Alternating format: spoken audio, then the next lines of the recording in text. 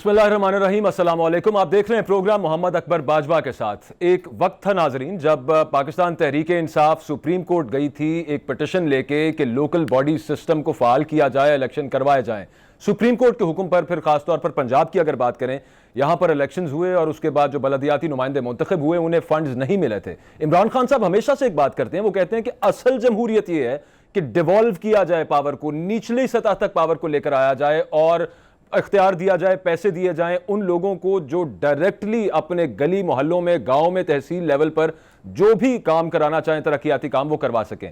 लेकिन इसके बरक्स किया पाकिस्तान तहरीक इंसाफ ने। जब पाकिस्तान तहरीक इंसाफ की हुकूमत आई तो उन्होंने पहले से मौजूदा बलदियाती निज़ाम को गैर फाल कर दिया। इस सारे मामले पर लाहौर हाई कोर्ट में एक पिटिशन थी, लेकिन अब पाकिस्तान मुस्लिम लीग नवाज सुप्रीम कोर्ट में एक पिटिशन लेकर जा चुकी है और यह आईनी पिटिशन है। कल उसकी समाअत होगी, बेंच उस पर तश्कील दे दिया गया है। वजीर आजम इमरान खान कुछ रोज पहले यह बात कर रहे थे कि हम इस वजह से फाल नहीं कर रहे थे बलदियाती सिस्टम को कि इस बलदियाती सिस्टम के अंदर बहुत से नक्स मौजूद हैं। उनका यह कहना था कि मेयर, चेयरमैन, ये सब सिस्टम खत्म होना चाहिए और डायरेक्टली इलेक्ट करना चाहिए। उन्होंने बताया कि विलेज काउंसिल्स होंगी और फिर नेबरहुड काउंसिल होगी और जो शहर के मेयर पूरी दुनिया के अंदर होते हैं, आप लंदन चले जाएं, आप मॉस्को चले जाएं, हर जगह जिन जिन जगहों की वो बातें करते रहे अपनी तकारीर के अंदर, वहां पर उन्होंने कहा कि डायरेक्टली मुंतखब किया जाता है मेयर को, बिला वास्ता मुंतखब नहीं किया जाता। तो वो क्या कह रहे थे, वैसे आपको वो दिखाते हैं, इसके बाद डिस्कशन का आगाज करते हैं।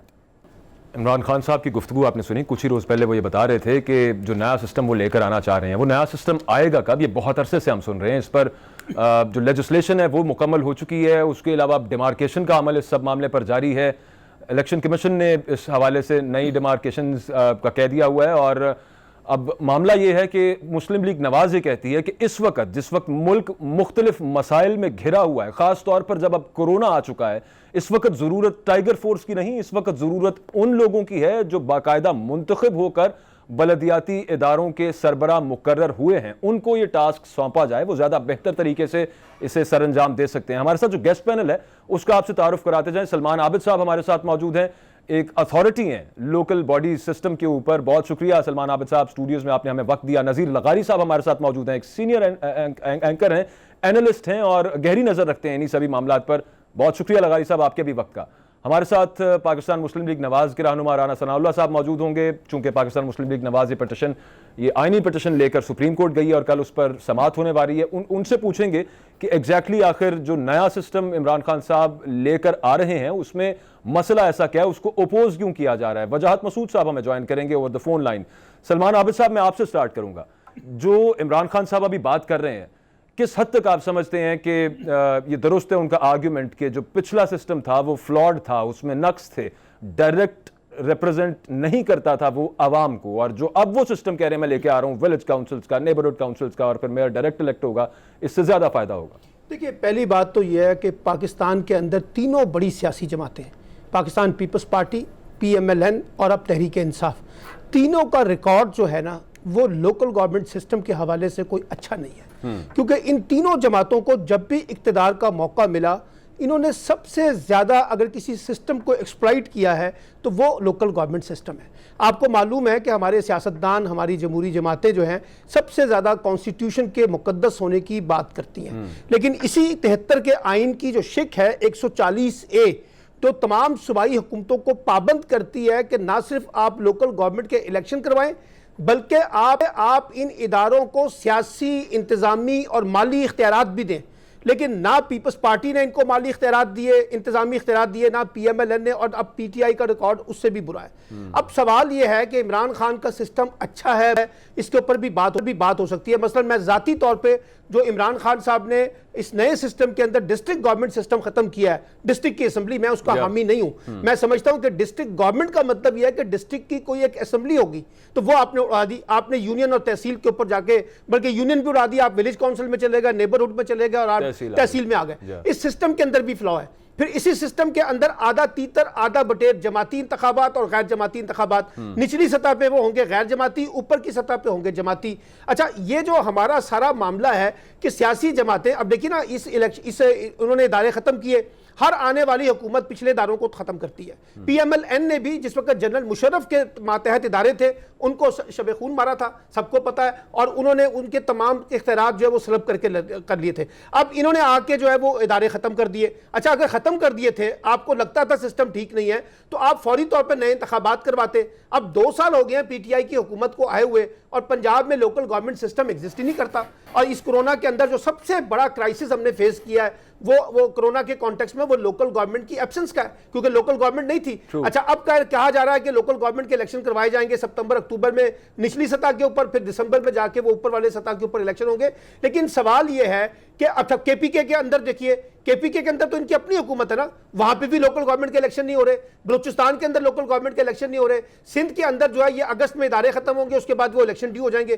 तो चारों सूबों में अगर आप जायजा ले लें तो लोकल गवर्नमेंट सिस्टम जो है वो अपाहिज हैं, वो इस वक्त यतीम हुए हुए हैं। आप कराची के मेयर को देख लें, उनको आपने कोई सिस्टम, कोई इख्तियारात नहीं दिए हुए, वो अपना रोना रोते हैं। तो इसलिए मैं ज़ाती तौर पे ये कहना चाहता हूं कि सारी पार्टियों का रिकॉर्ड ठीक नहीं है, और इमरान खान पे हमें इसलिए अफसोस है कि इमरान खान सबसे ज्यादा लोकल गवर्नमेंट के ऊपर फोकस करते थे, एम्फसाइज करते थे, और वो कहते थे कि मेरी तो पॉलिटिक्स का बुनियादी मरकज जो है वो लोकल गवर्नमेंट सिस्टम होगा। सलमान साहब, इस सिस्टम में एक फ्लॉ है, उस सिस्टम में दूसरा फ्लॉ है, लेकिन असल मसला ये है कि पीछे से नीयत ठीक नहीं है। बिल्कुल ठीक है। अब वो इसलिए वजह यह है कि आपके जो MPs हैं, मैं आपको बताना चाहता हूं बाजवा साहब, उनको ये भी है ना सर कि यहाँ पे अभी इस वक्त जो एक वजह यह है कि वो समझते हैं लोकल बॉडी सिस्टम, उसमें तो नून लीग के ज्यादा एक वजह यह है कि PMLN स्ट्रांग है, लेकिन दूसरी वजह क्या है, PFP जो आपकी प्रोविंशियल असेंबली है वो लोकल गवर्नमेंट सिस्टम को चाहती नहीं है, इसलिए कि डेवलपमेंट फंड पे नजर है ना। तो डेवलपमेंट फंड तो अगर MPA MNA के थ्रू खर्च हो तो वो उनको सूट करता है सिस्टम। अगर लोकल गवर्नमेंट आ जाएगी तो फिर लोकल गवर्नमेंट के जरिए खर्च होगा। मजे की बात ये है ना सर, करने के लिए तैयार नहीं है। True that. अभी मजे की बात तो ये है कि अभी रिसेंटली इमरान खान साहब ने कुछ फंड्स दिए भी हैं उन नाराज MPs MNAs को जो पार्टी से डिफेक्ट होने के चक्कर में थे। मैं आपसे इस पे बात करूंगा। नजीर लगारी साहब, 18वीं तरमीम के हवाले से जो इमरान खान साहब ने बातें की, यकीनन आपकी नजर से वो गुजरी होंगी जब वो कहते हैं कि ये किस किस्म का सिस्टम है कि वफाक सूबों को पैसे दे दे, सूबों से पैसे आगे बलदियात को जाने हैं। वहां पर इमरान खान साहब बात नहीं करते। इलेक्शन से पहले वो बहुत इस तरह की बातें करते थे। तो आप समझते हैं कि जो आईनी पिटीशन लेकर पाकिस्तान मुस्लिम लीग नवाज सुप्रीम कोर्ट गई है, उसे वहां पर कुछ हेयरिंग मिलेगी, उस हेयरिंग तो मिलेगी मतलब, लेकिन अप्रिसिएशन मिलेगी और उनके हक में फैसला आ सकता है सारे मामले पर? नहीं, बात यह है कि अगर हमने इस तरह के फैसले सुप्रीम कोर्ट से कराने हैं तो फिर आइन किस लिए है, आइन साज असम्बलियाँ किस लिए हैं, फिर पार्लियामेंट किस लिए है, फिर सूबाई असम्बलियाँ किस लिए हैं, लेजिस्लेशन किसके लिए होती है। ये पार्टियों ने एक बड़ा नया तरीका अख्तियार कर रखा है। पिछली मरतबा भी यही हुआ था कि सुप्रीम कोर्ट ने कहा तो इलेक्शन हुए, वरना इलेक्शन नहीं हो रहे थे। अब भी सुप्रीम कोर्ट के पास चले गए, भाई आप किस लिए हैं? अगर आप मौजूद हैं और अगर ये 3 लेयर्स हैं, अगर लोकल गवर्नमेंट की एक लेयर है और एक प्रोविंशियल गवर्नमेंट की लेयर है और एक जो है फेडरल गवर्नमेंट की लेयर है, तो हम तीनों लेयर्स में जाना चाहिए। और इसी तरह से न सिर्फ ये कि एडमिनिस्ट्रेशन के अख्तियारात होने चाहिए, न सिर्फ ये कि वो हर तरह के अख्तियारात होने चाहिए, माली अख्तियारात भी होने चाहिए, टैक्सेशन के अख्तियारात भी होने चाहिए। जब कंकरेंट लिस्ट बनी थी तो उस कंकरेंट लिस्ट में कोई 47 के करीब सब्जेक्ट ऐसे थे जिसमें फेडरल गवर्नमेंट और प्रोविंशियल गवर्नमेंट अपने अपने तौर पर लेजिस्लेशन कर सकती थी। जब कंकरेंट लिस्ट अबालिश हुई और आइन में दिए गए वादे के मुताबिक हुई और ठीक हुआ और वो सूबों को चले गए, अब सूबों के लिए चाहिए कि सूबे नीचे जाकर लोकल बॉडीज के सिस्टम में कुछ ट्रांसफर करें और उनको खुद मुख्तारी दें अपना जो लोकल बॉडीज हैं। अगर लोकल बॉडीज में आप नहीं जाते हैं और असम्बलियों के जरिए और अरकान असम्बलियों के जरिए, और उनको ये जो जनरल ज़ियाउल हक ने एक मुसीबत शुरू की थी कि जनाब लोगों को पैसे दे दो या लोगों के नाम पर एलोकेशन दे दो, पहले 5 करोड़ से शुरू हुआ, फिर अब तो मालूम करोड़ों अरबों में मामला चला गया है और एक एक मेंबर को मिलते हैं कि जी वो अपने प्रोजेक्ट्स प्रपोज करे और प्रोजेक्ट्स पर जो है काम करे। ये क्या तरीक़ाकार है? ये सारे का सारा काम जो अरकान असम्बली को दिए जाते हैं पैसे, वो जाने चाहिए डायरेक्ट लोकल बॉडीज के पास और लोकल बॉडीज सारे काम को करें। अब होता है सवाल ये कि सूबाई असम्बली के इंतखाबात क्यों होते हैं और सूबाई हुकूमत क्या होती है? अगर ये सारे काम लोकल बॉडीज ने करने तो सूबाई हुकूमत अपना काम करे। सूबाई हुकूमत का काम तो लेजिस्लेशन करना है और लेजिस्लेशन करे, और जहां जहां उसने टैक्सेशन करनी है वो टैक्सेशन भी करे।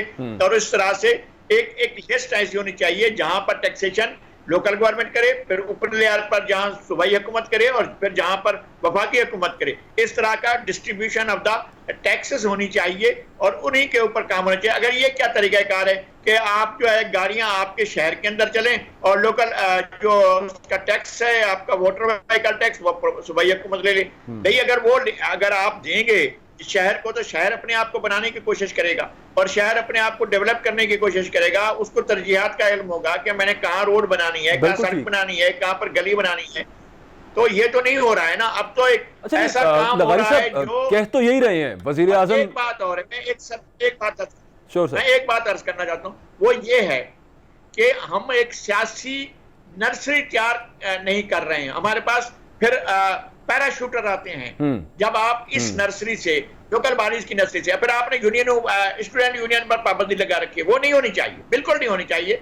स्टूडेंट यूनियन भी बननी चाहिए ताकि वहां से लीडरशिप आपके आए और इधर दूसरा यहां से लोकल बॉडीज से आपकी लीडरशिप है जो सूबाई और कौमी असेंबली के इलेक्शन में जाए और वो जाकर वहां पर अपना किरदार अदा करे। ये होना चाहिए। बिल्कुल। अच्छा, अब लगारी साहब कह तो यही रहे हैं इमरान खान के जो ये वाला सिस्टम है वो इसी सेंस में है कि जो टैक्स, जो आपने एग्जाम्पल दी कि सड़कें, जिन सड़कों पर गाड़ियां चल रही हैं वो एक शहर की हैं, कलेक्ट करे वो वहाँ पर सूबा, वो ये कहते हैं कि बाहर यूरोप के अंदर सब ये सिस्टम मौजूद है और मैं उसी को रेप्लिकेट करने की कोशिश कर रहा हूँ पंजाब के अंदर और इससे पहले केपी में मैं कर चुका हूँ। तो ये जो अभी वो मॉडल लेकर आना चाह रहे हैं, आपके ख्याल में ये दुरुस्त है? मेरा ख्याल है कि वो नहीं ला रहे हैं और ना लाए हैं, ना केपी में ऐसा हुआ है और ना पंजाब में करने जा रहे हैं। वो खुशकुन बातें करते हैं और हम खुशकुन बातें सुन लेते हैं, हम उस पर खुश भी हो लेते हैं। असल बात यह है कि इमरान खान साहब ये सब कुछ करना नहीं चाहते हैं। उनको बहुत अच्छा लगता है यूरोप के अंदर जो डेवलपमेंट का सिस्टम है, जो लोकल बॉडीज का सिस्टम है, वहां पर जो बारोज का सिस्टम है, उनको फैसिनेट करता है और वो समझते हैं कि जनाब ये जबरदस्त है, लेकिन वो इसको यहाँ इम्प्लीमेंट नहीं कर सकते हैं और उनको शायद कभी इतना ज्यादा आगे बढ़कर खेलने का मौका कम ही मिलेगा। बहुत सी चीजें हैं, बहुत सी रुकावटें होती हैं। अगर कर लें तो बड़ी अच्छा सियासी पार्टियों को मदद करनी चाहिए और ये सबको मिलकर करना चाहिए। लोकल बॉडीज का सिस्टम अगर पॉलिटिकल पार्टीज खुद राइज कर लेंगी और पॉलिटिकल बुनियादों पर लोग मुंतखब होंगे और काउंसलर से लेकर और ऊपर यूनियन काउंसिल के चेयरमैन और म्यूनिसिपैलिटी के चेयरमैन और म्यूनिसिपल कॉर्पोरेशन के चेयरमैन, मेयर वगैरह, ये सब अगर मुंतखब होने लगे अगर निचली सतह से, तो मेरे ख्याल में, और यहाँ पर डेवलपमेंट होने लगी तो पॉलिटिकल पार्टीज मजबूत होंगी। पॉलिटिकल पार्टीज को ये खदशा ये है कि छोटे लोग हैं उनको खरीद लिया जाएगा। भाई एक दफा खरीदेंगे, दो दफा खरीदेंगे, बिकने को तो कौमी असेंबली के मेंबरान बिक जाते हैं, सूबाई असेंबली के मेंबरान बिक जाते हैं, तो उसको कब आपने रोक लिया? जिनको बिकना होता है बिक जाते हैं। तो अब इनके जो निचली सतह के लोग हैं, जो third layer of the democracy है, उसको अगर आप स्ट्रेंथनिंग नहीं करेंगे तो आपकी डेमोक्रेसी भी स्ट्रेंथनिंग नहीं हो सकेगी। ठीक। सलमान साहब, आप जो अभी हम पहले बात कर रहे थे, MNAs MPs को फंड्स दिए, वजीर आजम ने 100 मुखालफतों के बावजूद अपनी तकरीरों के अगेंस्ट जाके यू टर्न लेकर, अभी पिछले महीने पहले की बात है ये सब कुछ, तो जो लगाई साहब जिस नुक्ते की तरफ इशारा कर रहे हैं कि करने की शायद वो कोशिश भी कर रहे हो, नहीं कर पाएंगे, करने नहीं दिया जाएगा क्योंकि पॉलिटिकल सिस्टम ऐसा है। देखिए, लगारी साहब ने एक बुनियादी नुक्ता उठाया है, वो है डेवलपमेंट फंड का।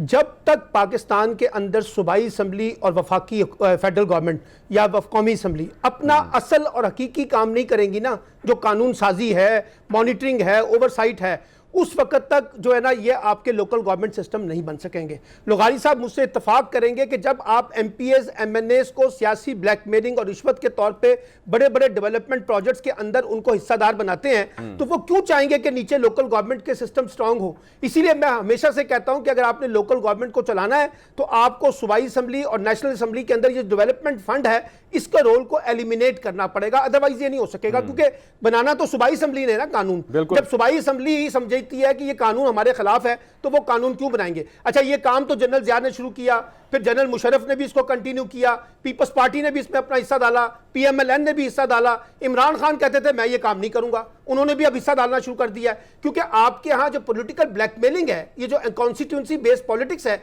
ये ब्लैकमेल करते हैं आने वाली हर हुकूमत को, फौजी हुकूमत हो चाहे सियासी हुकूमत हो, क्योंकि आपके देखिए सिस्टम के अंदर ये एरर है। और दूसरी बात मैं आपको बताऊं, अभी बिलावल साहब बहुत ज्यादा 18वीं तरमीम की बात कर रहे हैं ना, मौलाना फजलुर रहमान भी बात कर रहे हैं, PMLN भी बात कर रही है। अब आप अंदाजा लगाइए कि पीपल्स पार्टी सिंध के अंदर 18वीं तरमीम के तहत डिस्ट्रिक्ट गवर्नमेंट को मजबूत नहीं करना चाहती।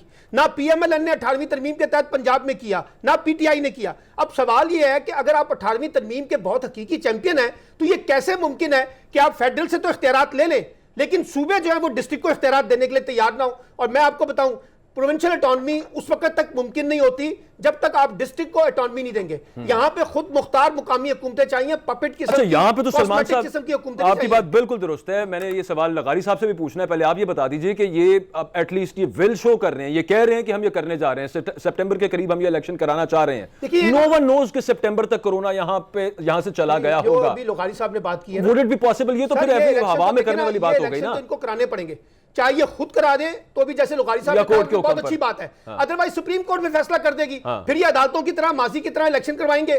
भाई बात यह है कि जब आपको पूरा मैंडेट मिला है और आप ही ने इसको लेके चलना है सिस्टम को, तो आप खुद इलेक्शन करवाएं। और इन्होंने कहा है, देखिए पहले ये इलेक्शन होने थे मई के अंदर, लेकिन उस वक्त कोरोना की एक ऐसी वबा आई है जिसकी वजह से वो इलेक्शन वाकई मुमकिन नहीं थी। अब अगर ये सितंबर में इलेक्शन करवाते हैं पंजाब में KPK के अंदर, और बलूचिस्तान की हुकूमत जो है वो वहां पे इलेक्शन करवाती है अगस्त के बाद, मतलब मुझे लगता है कि 2020 में हर सूरत में, चाहे आपकी सूबाई हुकूमतें इलेक्शन करवाएं या फिर आप अदालती हुक्म के तहत इलेक्शन करवाएं, इलेक्शन की तरफ तो आपको जाना पड़ेगा, इलेक्शन की तरफ जाना पड़ेगा। लगारी साहब, चाहे सुप्रीम कोर्ट का हुक्म आ जाए फिर वो बाइंडिंग होगा, लेकिन एट द सेम टाइम जब इस माहौल के अंदर, जब जो कि इलेक्शन टाइम्स नहीं है, SOPs पर अमल नहीं कराया जा सकता, नहीं कराया जा रहा, इनके बस में नहीं नजर आ रहा, इलेक्शंस में किस तरह ये सब कुछ कर पाएंगे? और दूर दूर तक ये नजर नहीं आ रहा कि सितंबर या फिर अक्टूबर तक कोरोना चला जाएगा यहां से।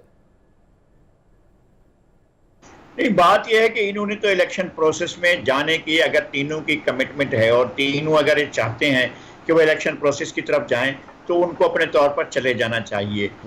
मसला ये होता है कि इनका ये ख्याल होता है कि जब अथॉरिटेरियन रूल होता है तो वो इस इंस्टीट्यूशन को, लोकल बॉडीज को अपनी कॉन्स्टिट्यूएंसी बना लेता है और उसके थ्रू एक लीडरशिप को पैदा करता है। राजा जफरुल हक थे, वो चेयरमैन थे डिस्ट्रिक्ट काउंसिल के रावलपिंडी के, उनको जनाब वजीर इत्तलात बना दिया गया था। गुलाम दस्तगीर खान थे, वो चेयरमैन बनाए, पहले उनको वो गुजरांवाला के चेयरमैन बने, फिर उनको वजीर बना दिया गया, वजीर सियाहत और वजीर मेहनत और अफराधी कुव्वत का वजीर बना दिया गया। फखर इमाम साहब खानेवाल में, मुल्तान में बने थे, फिर वो मुल्तान में हार गए थे तो अपना यूसुफुल्लाह गिलानी से तो हट गए थे, उससे पहले वो इलेक्शन जीत कर आए थे और इलेक्शन जीत कर ही वो वजीर बने थे।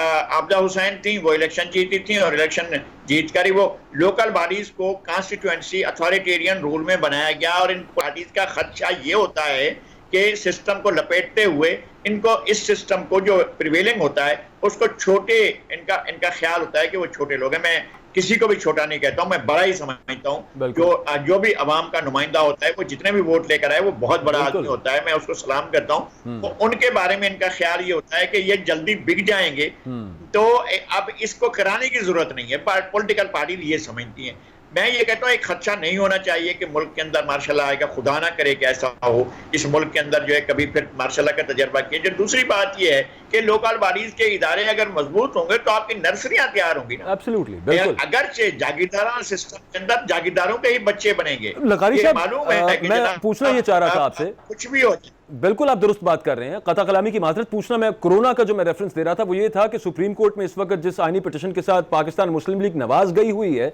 क्या यह पॉसिबल है कि इस चीज को मद्देनजर रखते हुए कि मुल्क में, पूरी दुनिया में एक वबा है, नए इलेक्शन नहीं हो सकते, सूरत हाल ज्यादा खराब हो सकती है, सुप्रीम कोर्ट एक ऐसा ऑर्डर दे दे कि पुराना सिस्टम ही फाल कर दिया जाए, बाउंड कर दे वो हुकूमत को? क्या यह मुमकिन है?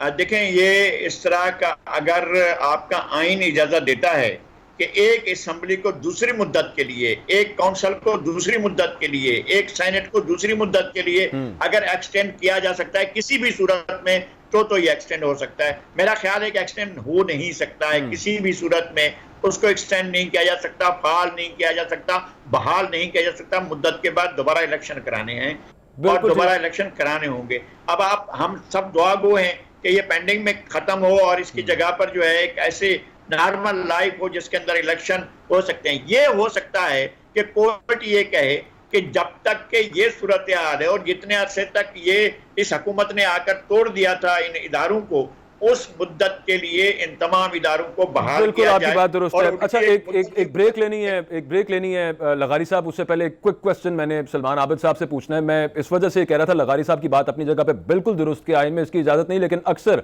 कोर्ट की तरफ से हमने पहले देखा है इफ्तिखार चौधरी के दौर में इस तरह की हुक्म आ जाता होता है कि जी तरमीम करें कानून के अंदर और फिर इस हमारे हुक्म की तामील होनी चाहिए। क्या ये भी पॉसिबल है सलमान साहब? देखिए, मेरा ख्याल है कि पॉसिबल तो देखिए कोर्ट के सामने है, कोर्ट कोई भी फैसला कर सकती है। जैसे उनको बहाल भी कर सकती है, नए इलेक्शन की तरफ को भी कह सकती है, एक टाइम फ्रेम में कि आप इलेक्शन करवाएं। लेकिन मुझे लगता जाती तौर पे यह है कि सियासी तौर कर रहा हूं कि मुझे नहीं लगता कि ये इदारे अब बहाल हो सकेंगे। आपको जाना नए इलेक्शन की तरफ ही है। अब सिर्फ सवाल यह है कि आप अगले 3 महीने के अंदर अंदर अगर सूरत हाल हमारी बेहतर हो जाती है, सितंबर अक्टूबर के अंदर ये इलेक्शन, अक्टूबर में कम से कम ये इलेक्शन हो सकते हैं और हमें इलेक्शन करवाने पड़ेंगे। बिल्कुल ठीक है, बहुत इस नोट के साथ हम एक ब्रेक लेते हैं। नाज़रीन, वापस आएंगे तो कुछ बात करेंगे पाकिस्तान तहरीक इंसाफ और पीपल्स पार्टी के दरमियान इस वक्त जो लफ्जी गोलाबारी जारी है, इंतहाई मायूब अल्फाज का इस्तेमाल सईद गनी और अली जैदी की तरफ से एक दूसरे के खिलाफ किया जा रहा है। इल्जामात एक दूसरे पर लगाए जा रहे हैं। वो कह रहे हैं कि जनाब आपकी political top leadership Lyari gang war में मुलव्वस रही, कराची का अमन खराब करने में मुलव्वस रही। वो आगे से ये कह रहे हैं कि जनाब आप भी तो चाहते थे कि अमन कमेटी पाकिस्तान तहरीक इंसाफ का हिस्सा बन जाए, और बहुत से जलसे जो कराची के अंदर हुए, इमरान खान ने जो जलसे किए उनको सपोर्ट किया उज़ैर बलोच ने। सवाल ये नहीं है, सवाल ये है कि इस सब मामले के अंदर असल मुद्दा दब गया है क्योंकि ये दोनों पार्टी सियासत कर रही हैं। आगे क्या निकल सकता है, इस ब्रेक के बाद तज्जियाकारों से पूछेंगे।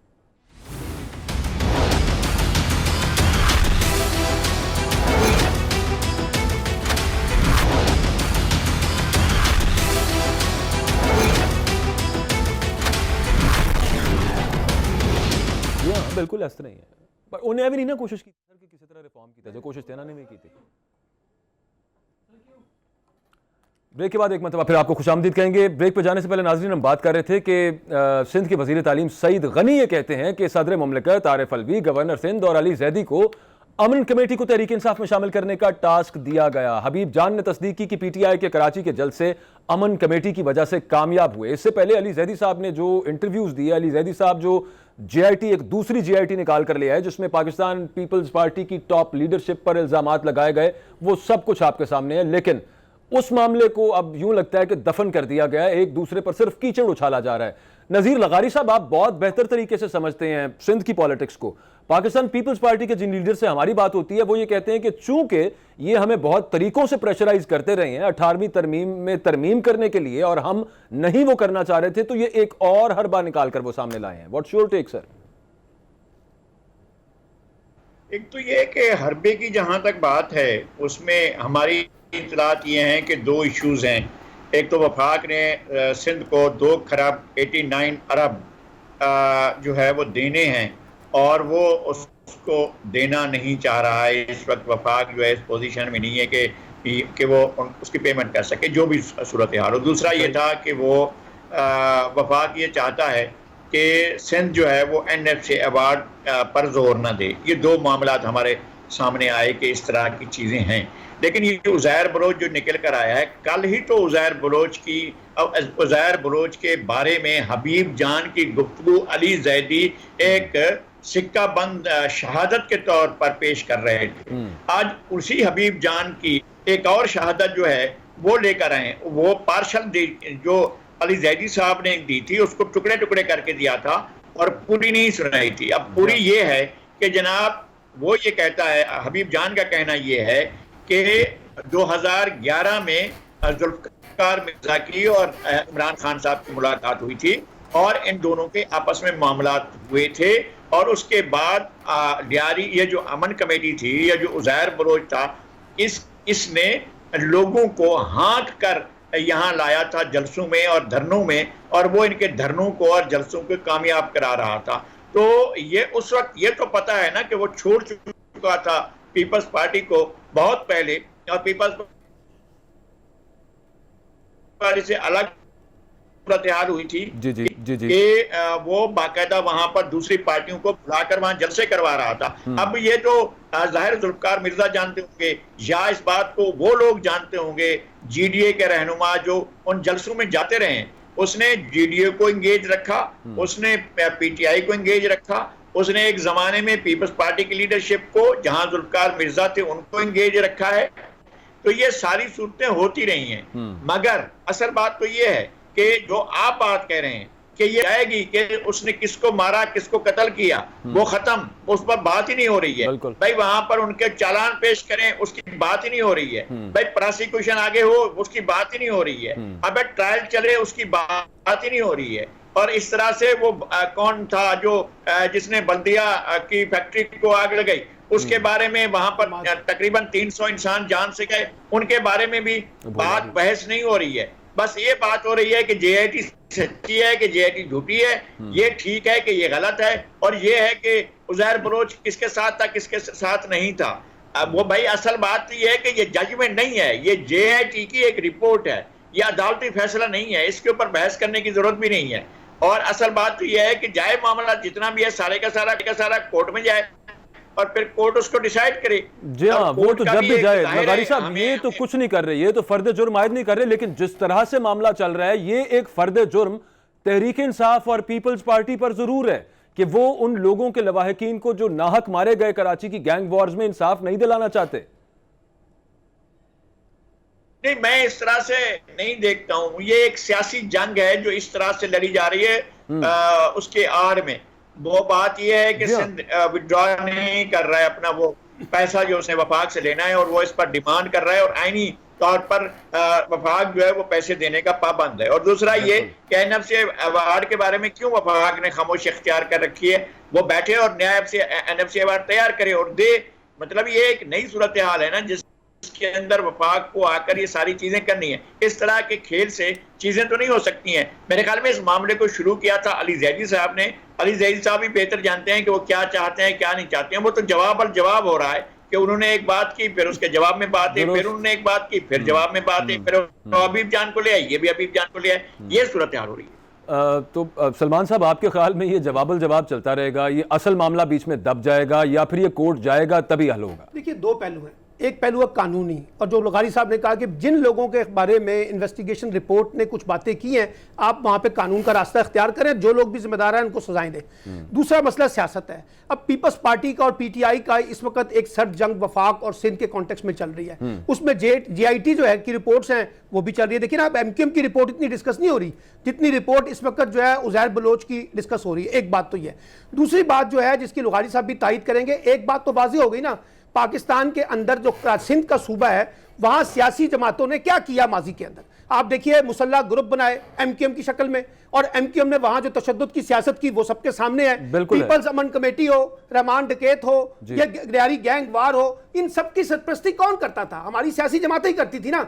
अब सियासी जमातें जो अपने आप को जमहूरियत की चैंपियन कहती हैं, सियासत करना चाहती हैं, जमहूरियत की बात कर रही हैं, वो भी तो ये देखें ना अपनी गलतियां माने माजी की कि वो किस तरह की सियासत। बिल्कुल ठीक बात है सलमान साहब, लेकिन लीगल कोर्स किसने पूरा करवाना है? इन्हीं की जिम्मेदारी है ना। लीगल कोर्स तो इस वक्त फेडरल गवर्नमेंट ने पूरा करना है ना। अब फेडरल गवर्नमेंट के पास या प्रोविंशियल गवर्नमेंट के पास जो रिपोर्ट, प्रोविंशियल गवर्नमेंट भी करवा सकती है। मैं कह रहा हूं करवाएं ना, वो करें, शुरू करें। दोनों नहीं कर रहे। दोनों इसलिए नहीं करना चाहते कि दोनों तो सियासत कर रहे हैं, एक ब्लेम गेम चल रही है ना। अब किसी को क्या पता, मतलब मुझे बताइए, मासूमाना सवाल नहीं है कि हम उजैर जान बलोच को नहीं जानते, हम हबीब जान को नहीं जानते, हम फलां को नहीं जानते, हम अमाद को नहीं जानते, जो उसमें अपना जो एमक्यूएम का। सवाल ये है कि आज आप सब डिनाइल के अंदर रहना चाहते हैं ना। ये डिनाइल कराची की सियासत के अंदर बरसों बरस रहा है। अच्छा, वजाहत मसूद साहब ने सर हमें ज्वाइन किया है। वजाहत मसूद साहब ने हमें ज्वाइन किया है, सीनियर तजिया कर रहे हैं। बहुत शुक्रिया वजाहत साहब, आपने वक्त दिया। हम बात कर रहे हैं कराची का। इस वक्त जो मामला चल रहा है पाकिस्तान तहरीक इंसाफ और पीपल्स पार्टी के दरमियान, एक दूसरे पर ये इल्जामात लगा रहे हैं, लेकिन असल इशू दब कर रह गया है। सवाल आपसे सर ये है, जो अभी सलमान आबिद साहब भी बात कर रहे थे, अगर चाहे तो सिंध हुकूमत एक्शन ले सकती है, अगर चाहे तो सिंध हुकूमत यहां पर प्रोसिक्यूशन का अमल स्टार्ट करा सकती है, चलान कर सकती है। वफाकी हुकूमत चाहे वो अपने तौर पर पूछ सकती है उन इदारों से जिनके नाम है, जिनके मेंबर्स के नाम हैं उस जेआईटी के ऊपर जो अली जैदी लेकर आए हैं, लेकिन दोनों कुछ नहीं कर रहे। चलें, सिंध हुकूमत को तो शायद ये हो कि आगे अगर प्रोसिक्यूशन की तरफ मामला बढ़ा, अगर ये लीगल कोर्स पूरा हुआ तो शायद हमारे कई नाम ना आ जाए। वफाकी हुकूमत को किस चीज का डर लगा हुआ सर? मैंने अपने भाई सलमान आबिद की बात सुनी, उसमें एक या दो जुमले ऐसे हैं जिन पे मैं अपनी इख्तलाफी राय रिकॉर्ड करवा के फिर आगे बढ़ना चाहूंगा। MQM ज़ियाउल हक की आमरीत ने कायम की। MQM की सरपरस्ती ज़ियाउल हक और दूसरी जो गैर सियासी गैर जमहूरी कुफ्ते हैं वो करती थी और कर रही हैं। उतना रखा हुआ है जितना इस्तेमाल हो सके, जिससे हुकूमतें बनाई और तोड़ी जा सके। ये इल्जाम सियासी जमातों पे नहीं लगाया जाए। कराची की बर्बादी जो है वो गैर जमहूरी कुफ्तों ने की। मेरे भाई सलमान आबिद जो बात कह रहे हैं वो आधी बात कह रहे हैं। ठीक है, उसमें सियासी जमातें, उसमें हमें मालूम है उस्ताद मोहतरम पार्टी का किरदार उसमें साफ नहीं है, कोई नहीं ये कह रहा। लेकिन जो कुछ जमीन पे होता रहा है 1985 अप्रैल बुशरा बच्ची के मरने के बाद से 2016 अगस्त तक, तो उसको झुटलाए नहीं, उसको सियासी जमातों के दरवाजे पे नहीं रखे। इस मुल्क में फिरका वाराना जमातें, इस मुल्क में लिसानी जमातें गैर जमहूरी कुफ्तों ने जमहूरी कुफ्तों को कमजोर करने के लिए खड़ी। नहीं, ये बात आपकी दुरुस्त है वजाद साहब, इसमें आप बिल्कुल कंटिन्यू करिएगा। मैं बसद अकीदत व एहतराम, आप उस्ताद भी हैं मेरे, मैं एक छोटी सी बात सिर्फ इसमें ऐड करना चाहता हूँ। जनरल आरिफ नवाज जंजुआ जब ऑपरेशन कर रहे थे और MQM के खिलाफ करना चाहते थे, नवाज शरीफ साहब ने रुकवाया था वो, और वहीं से उनके इख्तलाफात शुरू हुए थे, तो थोड़ा सा हिस्सा तो उनका भी डला ना। IJI का हिस्सा मई 1989 में जिन्होंने बनवाया था MQM को वो जानते थे, जिन्होंने वो हुकूमत खड़ी की थी। और उसपे मियां नवाज शरीफ साहब का जो 90 वाला इलेक्शन है, पाकिस्तान की सुप्रीम कोर्ट बता चुकी है कि उस इलेक्शन को जो है वो कैसे मैनिपुलेट किया गया था।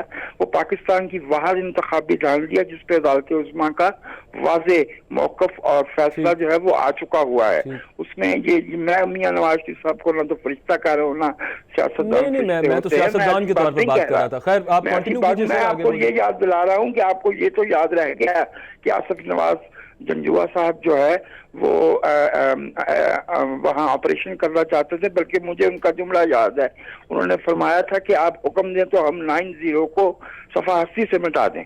उस वक्त जो है वो हमारे वो वहाँ के कोर कमांडर और उनके आसिफ नवाज जो आर्मी चीफ थे और मियां नवाज शरीफ साहब, ये बातें रिकॉर्ड का हिस्सा है। ये भी तो याद कीजिए ना कि जब वो ऑपरेशन हुआ था जून 92 में, तो उस वक्त आंसू बहाने वाला कौन था? सरकार, उसका नाम चौधरी निसार अली खान था। जनाब वो ये बातें तारीख का हिस्सा है। के जो उससे पहले अब्दुल रहमान डकैत और जो कराची में ऑर्गेनाइज्ड क्राइम है वो कराची के और पाकिस्तान के लोगों के खिलाफ जुर्म किया गया है, और उसमें सियासी जमातें तो रिसीविंग एंड पे हैं। जो इस वजह से इस वक्त भी मैं PTI की हुकूमत का या किसी भी आईनी तौर पर मुंतखब हुकूमत का समझता हूँ कि एक शहरी होते हुए हमें मुखालफत। अच्छा वजाद साहब, वो जो मैं आपसे पूछ रहा था कि पाकिस्तान तहरीक इंसाफ की वफाकी हुकूमत को क्या तामुल है कि वो इस उज़ैर बलोच वाले मामले में क्यों इसको आगे लीगली लेकर नहीं बढ़ रहे?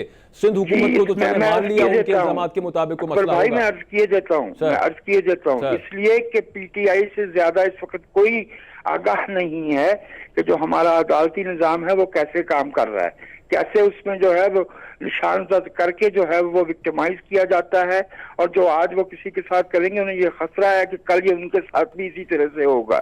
तो ये सियासी जमातें जो है, अदलिया इंसाफ फराहम करने का इदारा था। 72 साल में अदलिया का जो किरदार रहा है वो अवाम दुश्मन साजिशों का हिस्सा रही है। मैं माजरत चाहता हूँ, मैं किसी मोहतरम मुंसिफ की, किसी जज की तौहीन नहीं कर रहा। मैं अदलिया के इदारे के तौर पर जो उसका किरदार रहा है उसकी बात कर रहा हूँ। उसमें हमें मालूम है, इस मुल्क में तारीख है सियासी तौर पर मैनिपुलेटेड फैसलों की।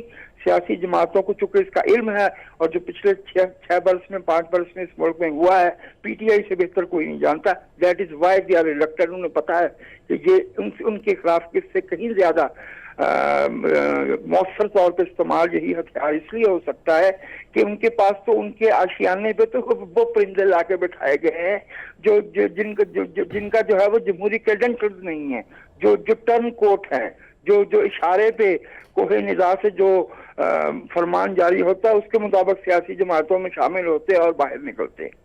ये तामुल की वजह है PTI की। अफसोस की बात है। लगारी साहब, आपको याद होगा कि 56 कंपनीज का बड़ा जिक्र हुआ पंजाब के अंदर। शहबाज शरीफ साहब पर कुछ केसेस भी 56 कंपनीज की वजह से, केसेस से मतलब कि इन्वेस्टिगेशंस नैब की स्टार्ट हुई, और इमरान खान साहब ने, पाकिस्तान साहब की पूरी पार्टी ने इन्होंने बहुत सारा कहा जी कंपनीज करप्शन करने के लिए बनाई गई हैं। अभी एक बिल्कुल लेटेस्ट खबर है कि एक नेशनल कंस्ट्रक्शन कंपनी बनाई गई है। ये जो नया पाकिस्तान हाउसिंग स्कीम है, इसको एक्सपेडाइट करने के लिए, इसके अमल को तेज करने के लिए, 50 लाख घर देने के लिए lieutenant general retired Anwar Ali Haider साहब उसकी सरबराही करेंगे। लेकिन अगेन बात तो यही आ गई, आप हराम थी वो कंपनियां 56 शहबाज शरीफ साहब की, जो कि काम को तेज करने के लिए, ब्यूरोक्रेटिक हर्डल्स को बाईपास करने के लिए बनाई गई थी, लेकिन यहां पर वही काम दोबारा आगाज कर दिया गया। ये किस किस्म की सियासत कर रही है तहरीक इंसाफ? मैं ये कहता हूं कि ये सारा अमल आप एग्जीक्यूटिव ऑर्डर के जरिए क्यों करते हैं? इसके लिए आप लेजिस्लेशन क्यों नहीं करते हैं? आपके पास असेंबलियां मौजूद हैं, आपके पास सूबाई असेंबलियां भी मौजूद हैं, आपके पास पार्लियामेंट भी मौजूद है। आप पार्लियामेंट में ये मामला क्यों नहीं जाते हैं और वहां पर आप कहें जी हमें सूबाई हुकूमतें नहीं रखनी, हमने सूबाई वजीर नहीं बनाने, हमने सूबाई सेक्रेटरी नहीं रखने, हमने सूबाई स्ट्रक्चर जो है वजारत का उसको खत्म करना है, उसकी जगह पर एक कंपनी बनानी है और कंपनी के जरिए हमने हुकूमत चलानी है। और ये वजीर खामखा होते हैं, नुमाइशी होते हैं, इसकी जरूरत नहीं है। तो फिर हम जाकर ये कानून बनाते हैं कि अच्छा सूबे का चीफ एग्जीक्यूटिव जो होगा फलां कंपनी का बंदा होगा और सूबे का जो डिप्टी चीफ एग्जीक्यूटिव फलां कंपनी का बंदा होगा, फलां लिमिटेड कंपनी आएगी और फलां आकर इसको चलाएगी। हमें ये सारा हुकूमत बनाने का खेल क्यों खेलना चाहिए? फिर ये सारे का सारा आईनी प्रोसेस क्यों अख्तियार करना चाहिए? कि अगर ये मामला आइन के खिलाफ, शहबाज शरीफ का मामला अगर आइन के खिलाफ था तो ये मामला कहाँ आइन के मुताबिक हो जाएगा कि जनाब अब इस तरह से करें और एक एग्जीक्यूटिव ऑर्डर आ जाए और कहें कि जनाब ये हमने कर लिया है, अब ये कंस्ट्रक्शन कंपनी बन गई। अच्छा, एक नेशनल कंस्ट्रक्शन कंपनी नहीं कर रही है, हम ऐसा करते हैं 6 नेशनल कंस्ट्रक्शन कंपनियां बनाते हैं। अच्छा, 6 नहीं कर पा रही, हम 20 नेशनल कंस्ट्रक्शन कंपनियां बनाते हैं और इस तरह से हम दरवाजे खोल देते हैं कि जी आओ ये एक नया दुकान खुली है, इस दुकान में तो जिसने भी इस गंगा बह रही है, इसके अंदर जिसने भी नहाना हो नहाएं और आकर यहाँ पर माल पड़ा हुआ है उठाएं और इसको उठाएं। तो ये एक सूरत हाल है। किसी भी सूरत में जब आपके पास पार्लियामेंट मौजूद है और जब आपके पास ये सब कुछ मौजूद है तो पर आप उसके थ्रू करें, आप आइन में जाएं और आइन को कहें कि जनाब कॉन्स्टिट्यूशन 1973 के हम उस पूरे के पूरे सिस्टम को चेंज करें जिसमें वजीर आला या वजीर आजम के अख्तियारात को या सूबाई काबीना या वफाकी काबीना के अख्तियारात को हम सल्ब करके कंपनियों के हवाले कर रहे हैं। तो आप जाएं ना, आइन में करें ये सारा कुछ। आप ये कैसे कर सकते हैं कि जनाब आइन के मौजूदगी में? मैं ये कहता हूं कि इस तरह की तरमीम नहीं होनी चाहिए, नहीं हो सकती है और ना करनी चाहिए, ना इस तरफ जाना चाहिए। अगर आपने करना है तो आइन का रास्ता अख्तियार करें, फिर आइन आपके सामने खुद रुकावट अगर बनता है तो बनेगा। उस वक्त भी सर जब ये कंपनी बनी थी तब जब ब्यूरोक्रेट से बात होती थी वो ये बात करते थे कि चूंकि एक लंबा काम है लेजिस्लेशन में जाना, लेकिन लोगों को हमने जो प्रोजेक्ट्स बनाकर देने हैं वो बनाने में जल्दी है, तो एक जुगाड़ लगाई थी बेसिकली शहबाज शरीफ साहब ने, जिसकी कंपनीज बनी थी। जाती तौर पर बहुत से जर्नलिस्ट इससे एग्री करते हैं कि वो एक जल्द से जल्द काम कराने के लिए तो वो एक जुगाड़, वो एक फार्मूला ठीक था उनका, लेकिन बाद में वो नैब में धर लिए गए। ये जो अब कंपनीज बनाने जा रहे हैं इनका फ्यूचर क्या होगा? एक ब्रेक के बाद बात करेंगे, छोटी सी ब्रेक, नाज़रीन साथ रहिएगा।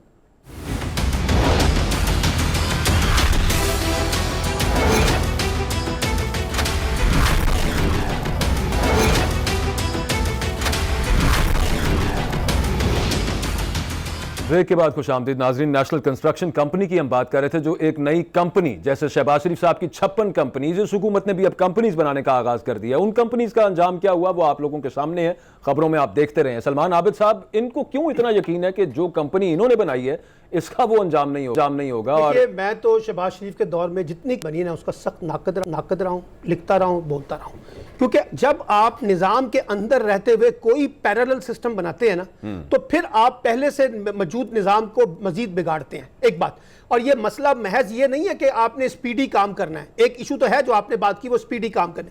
दूसरा, इसमें एक बड़ी दिलचस्प बात यह है, आप अंदाजा लगाइए कंपनियों में जो सरकारी मुलाजमीन लगते हैं ना उनकी तनख्वाहें जो है 300 गुना ज्यादा होती हैं जब वो सरकारी मुलाजमत पे काम करते हैं। अच्छी बात है, प्राइवेट सेक्टर के मुताबिक कर रहे हैं। इसका मतलब है फिर आप इस मुल्क को प्राइवेटाइज ही कर दें।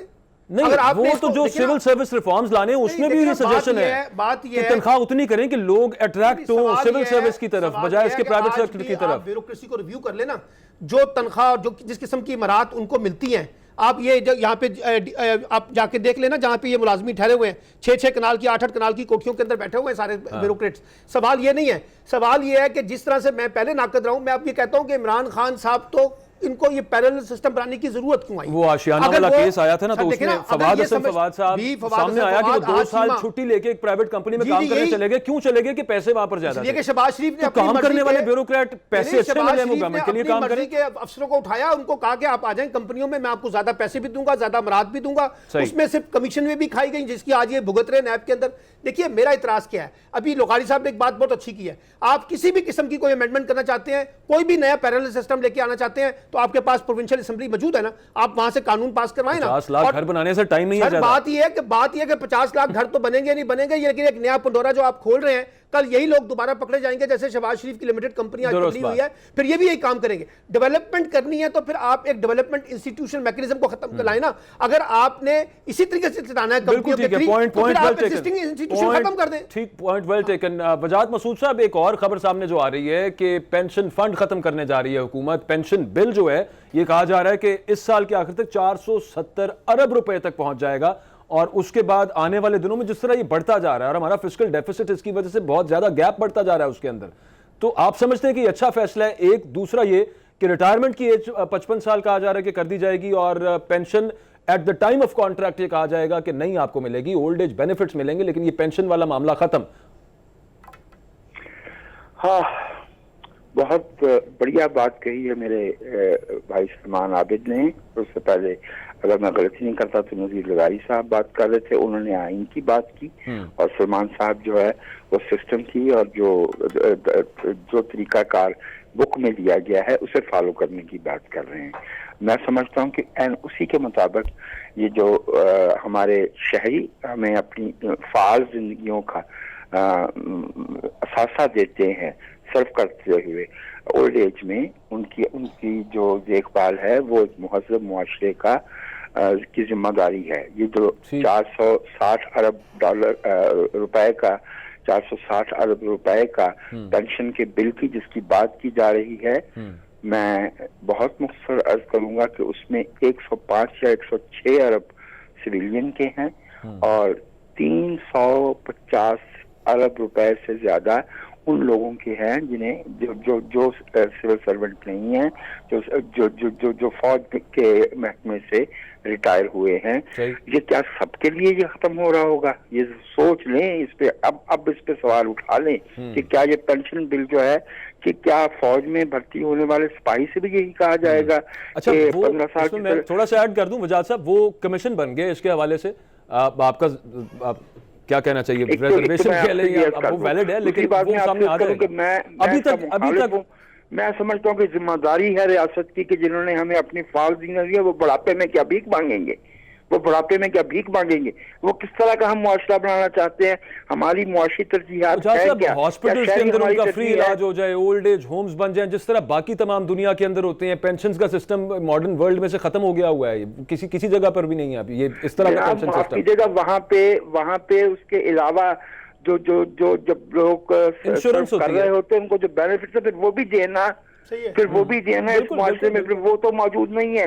यानी हम मगरबी मुआशरों के उन रुझानात को पिक करना और फॉलो करना पसंद फरमाते हैं जिनसे जो है वो रियासत की जिम्मेदारी कम हो जाए और शहरी जो है वो ठीक होगी आपकी बात, लेकिन वजाहत साहब ये तो जाके इम्पैक्ट जो नजर आएगा वो आज जो बंदा हायर हो रहा है 55 साल की एज में वो रिटायर होगा, ये तो कम से कम 20, 30, 40 साल बाद जाके आगे नजर आएगा मामला के इसका फायदा क्या होने लगा। माफ कीजिएगा, हम एक रुझान जब शुरू कर देंगे, हमने भी जो है वो हमारी रियासत में जो है वो आज से 40 साल पहले 1980 में तालीम से एब्डिकेट किया था। आज आप देख रहे हैं कि जो हमारा गरीब तबका है वो तालीम से महरूम हो गया है, जिसके पास जो है वो देने के लिए साल का 10 से 15 लाख रुपया एक बच्चे की तालीम के लिए है, वो अपने बच्चे को कंफ्यूज सी जो डिसफंक्शनल सी एजुकेशन है वो दिलवा दे। जो सरकारी स्कूल में बच्चा पढ़ रहा है, जितने भी बच्चे हैं सरकारी स्कूल, वो बेचारे कंपेटिबल ही नहीं है, वो कम्पीट ही नहीं कर सकते मार्केट में। ये 40 साल पहले हुआ था और आज हम उसका अंजाम भुगत रहे हैं। पाकिस्तान वाहिद मुल्क है दुनिया का जहाँ पिछले 65 बरस में एब्सोल्यूट इलिटरेट लोगों की तादाद में 3 टाइम्स इजाफा हुआ है। 3 करोड़ अनपढ़ लोगों को हमने 10 करोड़ अनपढ़ बना दिया है। आज ये इतनी मामूली बात नहीं है कि जी आज शुरू करेंगे तो 50 वर्ष बाद इसका असर नजर आएगा। उसके दौरान में क्या हो जाएगा, उसके दौरान में जो हमारे शहरी हैं वो बेदस्तों उनका जो है मफलूज होना, उनका जो है वो मुहताज होना। और इससे मैं आपको एक बात और अर्ज करूं, इससे बदनवानी जो है वो मजीद बढ़ेगी। बदनवानी पहले से मौजूद है। ये और बात है कि हम असल बदनवानी की तरफ इशारा नहीं करते, हम तो वो आपकी बात दुरुस्त है, लेकिन वो if I am not wrong वो ये मैं इसमें थोड़ी राइट नाउ वो सेवर नहीं करने, लेकिन मैं लगारी साहब का कमेंट लेना चाह रहा था। इस बात सुनते हैं, सलमान की बात सुनते हैं। सलमान साहब, मैं सिर्फ इसमें छोटी सी वजाहत ने की है। बिल्कुल ठीक बात है कि रियासत का एक बुनियादी फर्ज है कि वो अपने रिटायर लोगों को जो एक खास हद तक जो उम्र को सर्व करते हैं महकमे को, उसको फिर वो उनको प्रोटेक्ट करे और उनको सपोर्ट करे। लेकिन अब मसला ये है कि ये जो IMF है, ये जो माशी पॉलिसियां लेके आ रहा है इस वक्त, इसी की पॉलिसी के अंदर लिखा हुआ है कॉन्ट्रैक्ट सिस्टम के ऊपर लोगों को रिवाइज करें। अब हम नहीं मजबूर, दुनिया के तमाम ममालिक मजबूर होते जा रहे हैं कि आप लोगों को मुस्तकिल बुनियादों के ऊपर जब रखते हैं तो आप उनको जिस किस्म की लग्जरीज देते हैं, जिस किस्म के बेनिफिट्स देते हैं, आप उससे विड्रॉ करें और लमसम सैलरी दें और एक कॉन्ट्रैक्ट सिस्टम पे लेके आए। और ये पूरी दुनिया में हो रहा है और इसी तरह हमारे यहाँ हो रहा है। लेकिन जो वजाहत साहब ने जो बात की है वो बहुत इंपॉर्टेंट है। आप जरूर इसको खत्म करना चाहते हैं तो कर लें, लेकिन असल सवाल यह है कि फिर आप उन लोगों को जो रिटायरमेंट के बाद जो बुनियादी उनके राइट्स हैं उनको तो फिर सर्विस डिलीवरी के कॉन्टेक्स्ट में पूरा करें ना। जैसे भी आपने हॉस्पिटलाइज की बात की है, अब हमें पता है हमारे सरकारी अस्पतालों में क्या हालात हैं, हमें पता है ना वहां पे किस किस्म का उनको मसाइल का सामना करना पड़ता है। तो फिर आप कहीं ना कहीं तो उनको वो बेनिफिट देना ताकि वो अपने आप को प्रोटेक्ट कर सके। लेकिन ये पॉलिसी अब जो है ना दुनिया भर में चल रही है कि आप लोगों को मुस्तकिल मुलाजमतों से निकाल के कॉन्ट्रैक्ट पे लेके आए। और अब आप देख लें सरकार में ज्यादातर कॉन्ट्रैक्ट बेस्ड असाइनमेंट अपॉइंटमेंट्स हो रही है। बिल्कुल। अच्छा लगारी साहब, ये हुस्ने जन रखना क्या बेवकूफ़ी होगी? मैं आपसे ये सवाल पूछना चाहता हूं कि अगर आज सेवर कर दिया जाए, जो नए कॉन्ट्रैक्ट्स आते हैं उनमें कहा जाए जी आपको पेंशन नहीं मिलेगी, इसके सो कॉल्ड समरात आपको आने वाले डेकेड्स में नजर आए, और साथ साथ आपका हेल्थ सिस्टम, आपका ओल्ड एज एम्प्लॉयज बेनिफिट का सिस्टम उतना ही रॉबस्ट हो जाए, इंश्योरेंस का निज़ाम उतना बेहतर हो जाए जितना वेस्ट के अंदर है, जो कि क्लेम किया जा रहा है। तो ये हुस्ने जन रखना के साथ साथ वो सिस्टम भी डेवलप हो जाएगा, करीने कयास है या बेवकूफ़ी है? मेरी गुजारिश ये है कि पोस्ट सोवियत यूनियन डिस्ट्रक्शन जो पॉलिसीज आई हैं रेगन डॉक्ट्राइन के तहत और थैचर डॉक्ट्राइन के तहत, उसने दुनिया की इकोनॉमी को बर्बाद किया है। इकोनॉमी को बर्बाद किया है या नहीं किया है, लेकिन उन्होंने मासेस को, आम आदमी को, कामनर को बर्बाद करके रख दिया है। और दुनिया में अब अमेरिका में भी और यूरोप में भी लोग जो सर्विस करते हैं वो हैंड टू माउथ होते हैं। आप ये नहीं कह सकते वो बड़ी अयाशी की जिंदगी, पैसा सिमट कर कुछ लोगों के घरों में जा रहा है। और बहुत ही कम लोग हैं, हजारों में हैं, जो दुनिया भर के सारे खजाने पर अपनी दस्तरस रखते हैं और उसको वो इस्तेमाल कर रहे हैं। मालूम होता है कि बैंकिंग सिस्टम जो है, हम खुश होते हैं कि ये फलां का बैंक है, फलां का बैंक है, असल में उसके बेनिफिशियरी दुनिया की एक जगह पर बैठे होते हैं। हम सोच रहे होते हैं कि फलां लोग जो हैं ये कारोबार कर रहे हैं, फलां लोग कारोबार कर रहे हैं, लेकिन उसके असल बेनिफिशियरी कहीं और बैठे होते हैं। इस सारे के सारे मुद्दे में यही असल मसला है कि जनाब जो डॉक्ट्राइन आई थी कि ये स्टेट नहीं जिम्मेदारी उठाती है कि आपकी एजुकेशन फ्री हो, यही को आता। मैं बता रहा हूँ ना आपको, पिछले साल की बात, पिछले से पिछले साल की बात है। मेरी बच्ची कैलिफोर्निया में थी और वहां पर एक एक्सीडेंट हुआ, एक 80 साल की बुढ़िया को हिट किया गाड़ी ने, वो बेचारी गिरी और उसके खून बहने लगा। तो मेरी बच्ची ने आवाज लगाई कि एम्बुलेंस एम्बुलेंस। तो उस बुढ़िया ने कहा कि खुदा के वास्ते एम्बुलेंस नहीं बुलाना एम्बुलेंस। तो उन्होंने भाई क्यों एम्बुलेंस, आपको जरूरत है, आपको खून बह रहा है। उसने कहा एम्बुलेंस आएगी मुझसे $3000 वो ले लेगी। बहुत कम लोग हैं जिनकी तनख्वाहें $3000 तक होती हैं। वो एक एम्बुलेंस एक बार आने का, ये है थैचर डॉक्ट्राइन, ये है रेगन डॉक्ट्राइन, सरमायादारी का जदीद डॉक्ट्राइन है। और यही है जो आपसे हर चीज छीनता जा रहा है। परमानेंट जॉब नहीं होगी आपकी, आपके पास फैसिलिटी नहीं होगी, आपको हम फुला मुराद नहीं देंगे, आपको हम हेल्थ इंश्योरेंस नहीं देंगे, आपको हम हेल्थ की फैसिलिटी नहीं देंगे, आपके बच्चों को हम तारीफ नहीं देंगे। विद ऑल ड्यू रिस्पेक्ट लगारी साहब, मैं छोटी सी चीज ऐड करना चाहता हूं वहां पर जिसकी आप बिल्कुल दुरुस्त बात कर रहे हैं। जो जितना ज्यादा टैक्स पे करता है उसके रिटायरमेंट एज के बाद उतनी ज्यादा फैसिलिटीज मिलती हैं उसे वहां पर। ये कुछ इक्विटेबल नहीं लगता आपको? कुछ थोड़ा सा जस्टिफाइड या रियासत मदीना वाला मॉडल? आबादी का बहुत महदूद तबका होता है। मैं अर्ज कर रहा हूं कि टैक्स ये हर आदमी से ले लेते हैं, लेकिन बहुत महदूद तबका है जो इन चीजों से इस्तेफादा करता है। तमाम लोगों को वो सोशल सिक्योरिटीज जो आज से 20 साल पहले थी या आज से 25 साल पहले थी वो नहीं रही हैं, वो सूरत हाल नहीं रही है लोगों की। अमेरिकन हेल्थ सिस्टम पर जाकर जो लोग इस नशे में जाएंगे कि अमेरिका में हेल्थ सिस्टम आपको बेनिफिट करेगा, नहीं करेगा, ना यूरोप का हेल्थ सिस्टम आपको बेनिफिट करेगा, वहां बड़ी कुछ करना पड़ेगा। इस सरमायादारी ने आप अपने उसकी तरफ जा रही है जब इंसान जो है वो एक तबाही की तरफ जाएगा और इंसानों के बारे में सोचना बंद हो जाएगा, कारोबार के बारे में सोचना होगा और मुनाफे और प्रॉफिट के बारे में सोचना होगा। यही स्टेट्स कर रही हैं। स्टेट तो जाहिर है IMF की और वर्ल्ड बैंक की मोहताज है। बिल्कुल ठीक आप फरमा रहे हैं, बिल्कुल ठीक आप फरमा रहे हैं। बहुत शुक्रिया। प्रोग्राम का असल में वक्त खत्म हो गया। नजीर लब, वजाहत मसूद साहब, सलमान आबिद साहब हमारे साथ मौजूद थे। इन तीन दानिश्वरों की यही राय है कि ये सोल्यूशन नहीं है जो ये हुकूमत लाना चाह रही है। पेंशन बिल तो शायद कम हो जाएगा, लेकिन जो बेसिक रिस्पॉन्सिबिलिटी स्टेट की हैं टुवर्ड्स एल्डरली, टुवर्ड्स बुजुर्गों के, वो पूरी इस तरह से नहीं कर पाएगी। कोई और सोल्यूशन लाना पड़ेगा। ये प्रोग्राम आपने देखा है, अपना फीडबैक जरूर दीजिएगा। अल्लाह हाफिज।